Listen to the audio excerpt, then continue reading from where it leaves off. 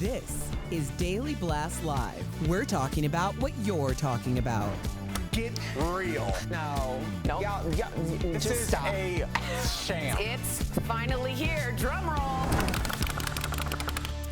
Welcome to DBL. Happy Wednesday, everybody. So who watched the women's gymnastics team last night? Dismount gold. Yes, Tori, good. Thank That you. was actually pretty good. Remember, Thank she you. was a gymnast. Yeah. Oh, that's right. And I did salute the judges, and you have to click, and then you can go. And then, But you were a gymnast at summer camp. Yep. And then you sent a picture, and it wasn't your face, and It was the me. mountainous It region was of me. Washington, D.C. No, we were in Arizona, Sedona, and I was doing Sedona? a double half Randolph. Yeah.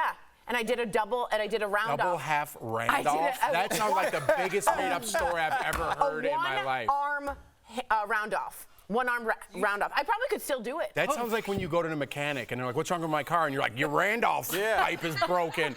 All right, your Tori said my Randolph pipe's broken. $2,000. And now it's a term used 2,000. in the gymnastics world. Yep.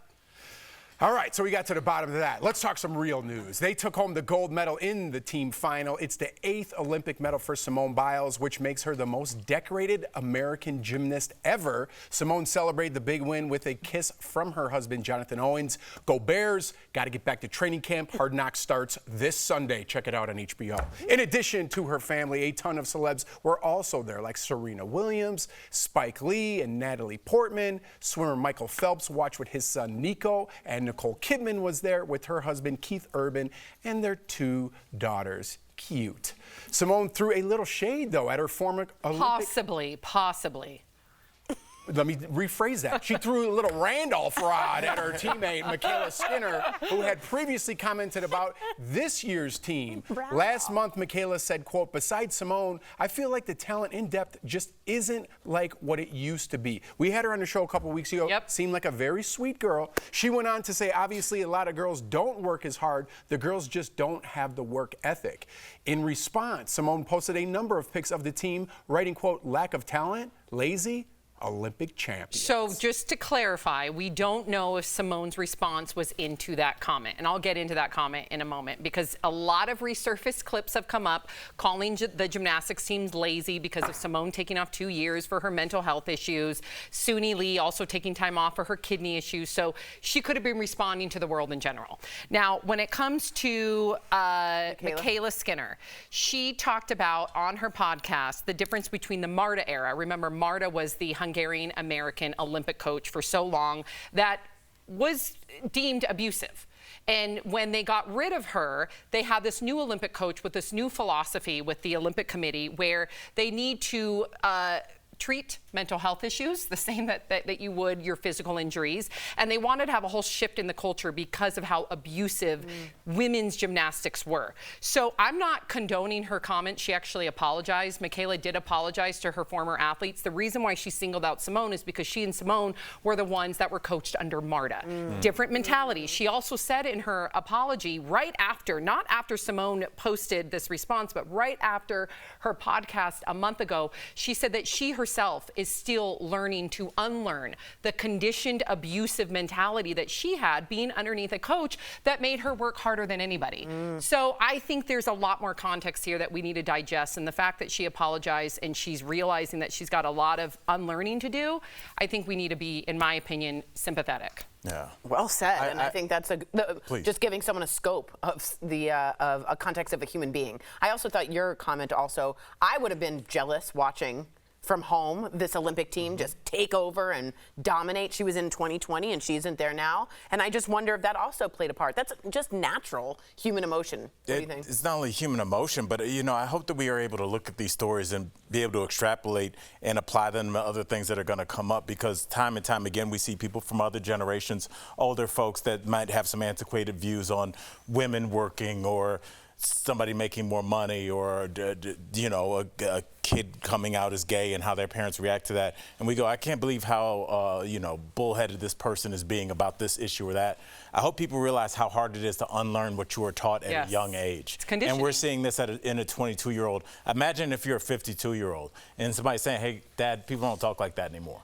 And it just takes you a second to step back and say, hey, maybe I did learn the wrong way. It's a very difficult thing to say everything that you know about this world might be wrong, it's a very difficult thing for people to do. So I just hope that some of the deference that's being given to Michaela, which I think that she deserves wholeheartedly, and I think it takes a lot to come out and say, I'm sorry, and I didn't mean to do that. I hope that we remember to do that for older folks that may have misstepped or said some things or posted something on Facebook, a weird meme or something. Like, remember that we're just kind of all figuring out our own journey. A lot of people are just 70% water. That's what they say. So we're just cucumbers with anxiety. Had nothing to do with Yeah, it's just human emotion. Just complicated. Cucumbers don't have a central nervous system. I'm just saying, we're just all people, just cucumbers walking cucumbers. Well, where do the cucumbers come in? Because we're 70% water, so we're just cucumbers. Well, so is the earth. Yep. You contributed Randolph flips and cucumbers. You're welcome. Big deal right here. Coming up on DBL, will Travis Kelce dump Taylor Swift? That's what Bill Maher says. We're going to talk about that and probably some random stuff. Plus, we're talking with Ernie Hudson about the new season of The Family Business.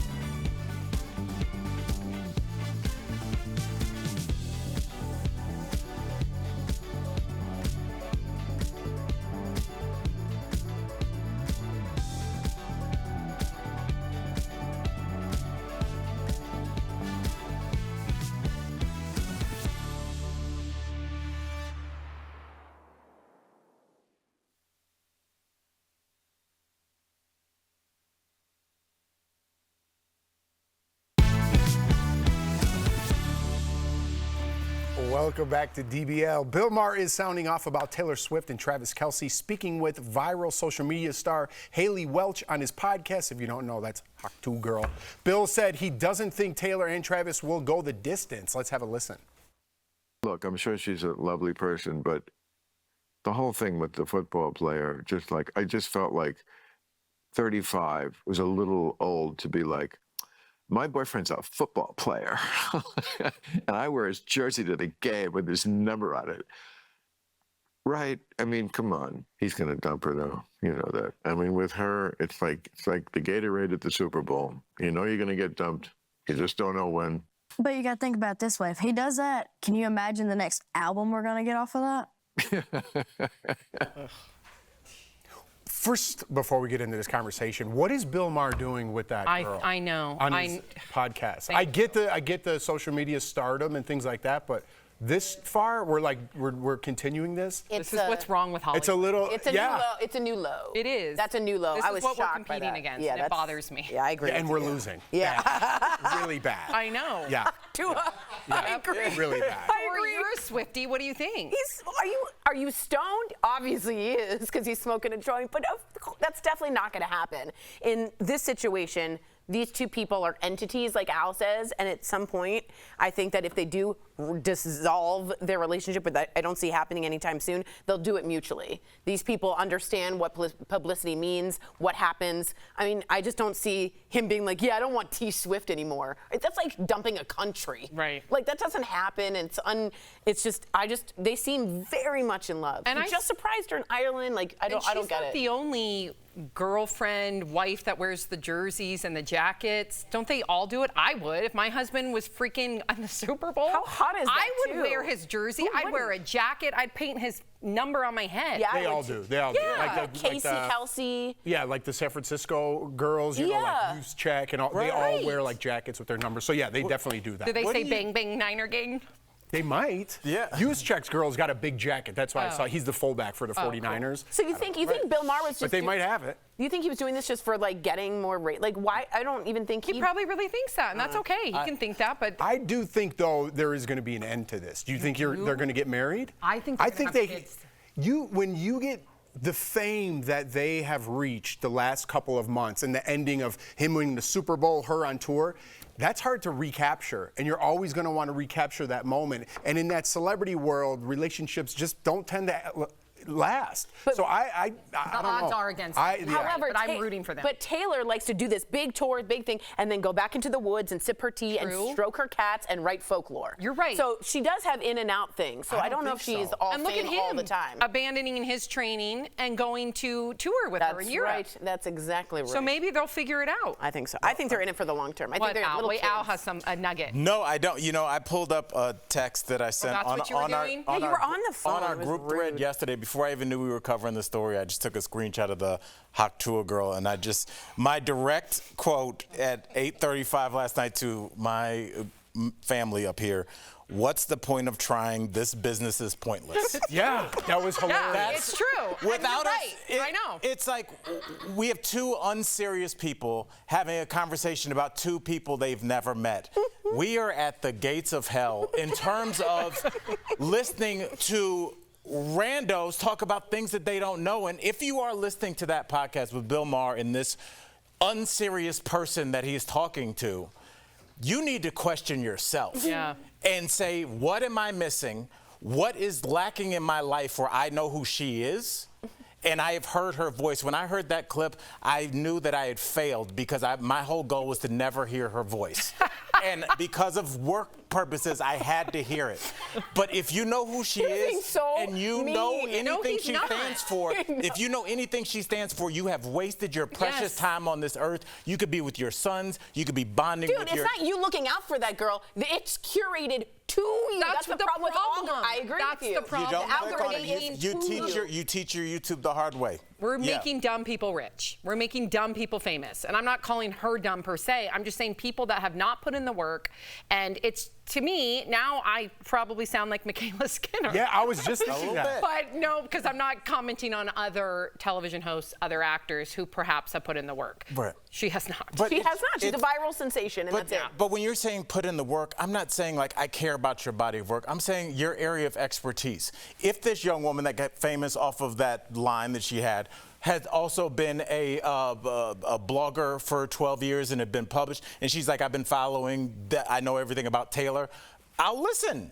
If you're an expert in something, I'll listen. But two people that have never met talking about something that they could have no idea about, it's more about you than on them.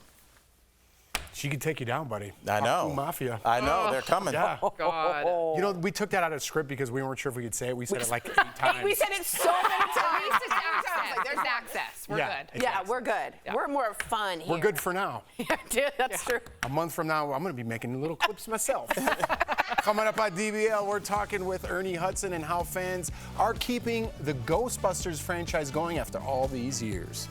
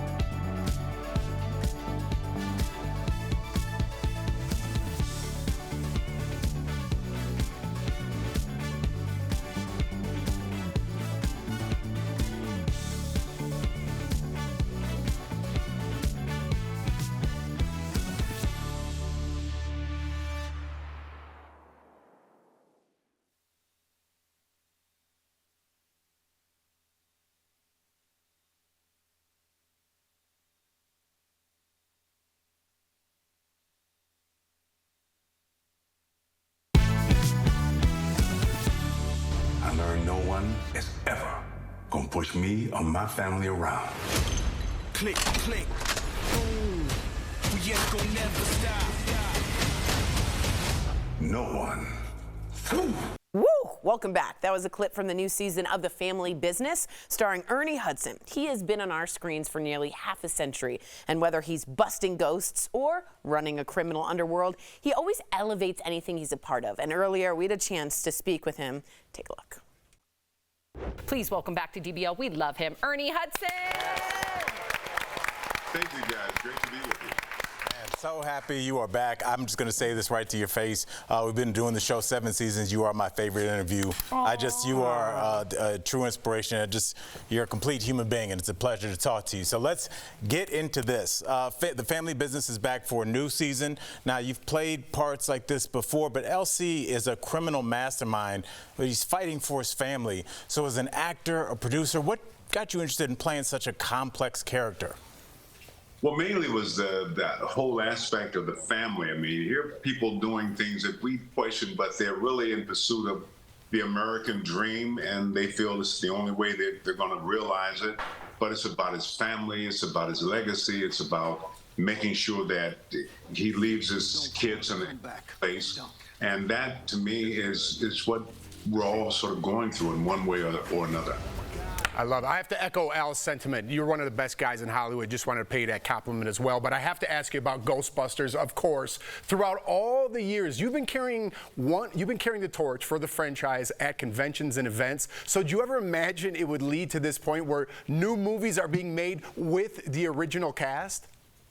Well, I think it's wonderful that fans have, over the past 40 years, they turn their cars into ectomobiles and they put on the jumpsuits and the backpacks, and there's such a love for it. And I've just been so blessed to travel around the world and meet people who love the franchise. And I think the studio finally got it, and they're responding to that. And so we have the movies, but it's the fans who really have introduced it to their children and grandchildren.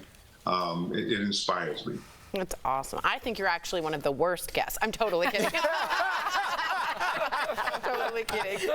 I had to do it. You were in one of Leonardo DiCaprio and Mark Wahlberg's first movies, The Basketball Diaries. What can you remember about working on this? All of us in the meeting loved this movie. What do you remember, or tell us any stories about working on this independent classic?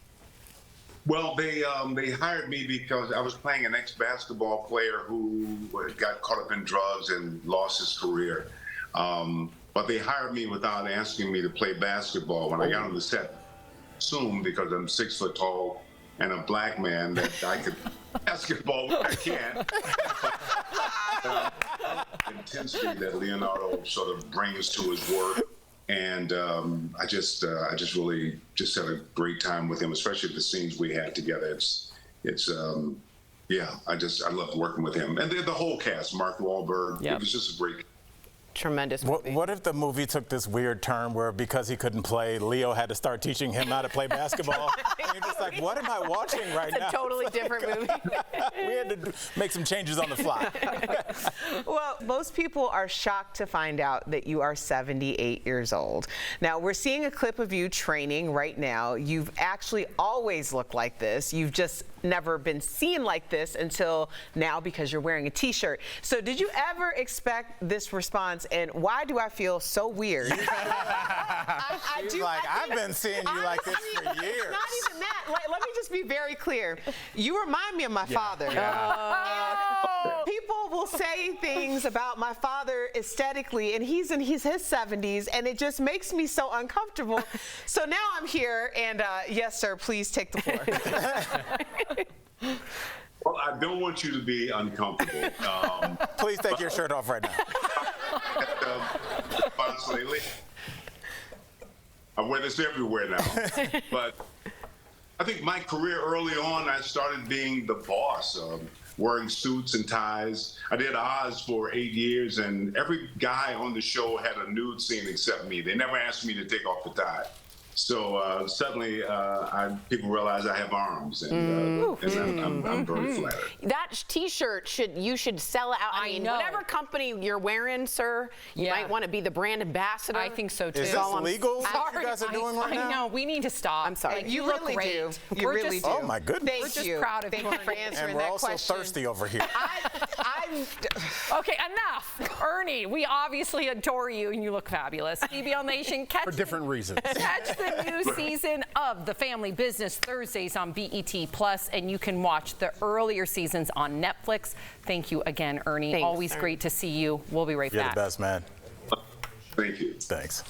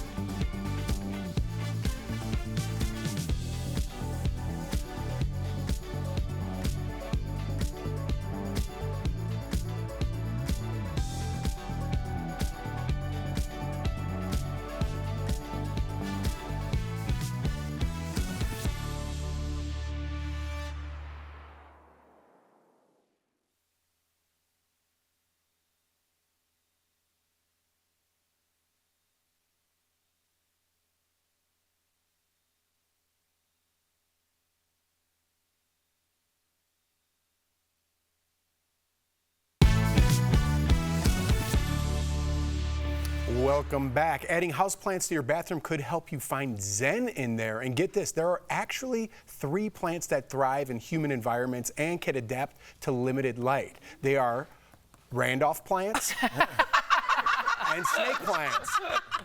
Pothos, anthuriums, and snake plants. All right, there we go. Do you guys have plants in the B room? I don't have it in the B room, but I should have it in the B room. I just have very low light in the B room. But I will say snake plants are really good at detoxifying the air. All plants are, but specifically they say if you place a snake plant near your bed, you'll sleep much better as it detoxifies the air around you. And don't be scared to put your snake plants near the light. A lot of people think it's a low light. You're right. It actually prefers a lot of light, but people are scared to do it, and don't overwater. Yeah, I've learned the hard way. Yeah, it's hard because you think it needs it. Let it really dry out. Yeah, she needs to, or else she gets root rot. She gets the root rot. And it's not cute. How did you overwater it? I did every 3 weeks, but I guess even that was too much. Yeah, they don't like a lot of water. Yeah. They don't like to be touched. It's a low-maintenance plant, if you will. I like this kind of plant. Yeah, The you would worst do well. plant, the China doll plant. I have her, and God forbid I moved her outside because I thought it'd be nice to water her out there, and she dropped all her leaves within 48 hours. Oh, no. So then I Googled China doll plant, and it said she's the most dramatic plant. You do not move her, and now I have to regrow my China doll. Why wouldn't you Google that before you I did it? should have. I thought it's good to bring her outside, think water so, her, too. hose her down. Hose it down. Nope. Our producers asked me 3 times if they wanted me to add a story. I said no. Leave the plant story.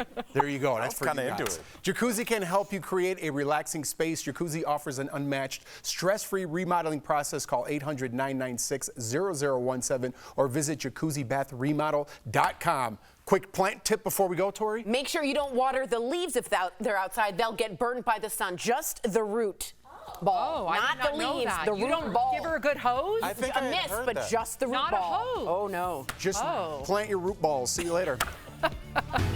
Or water. That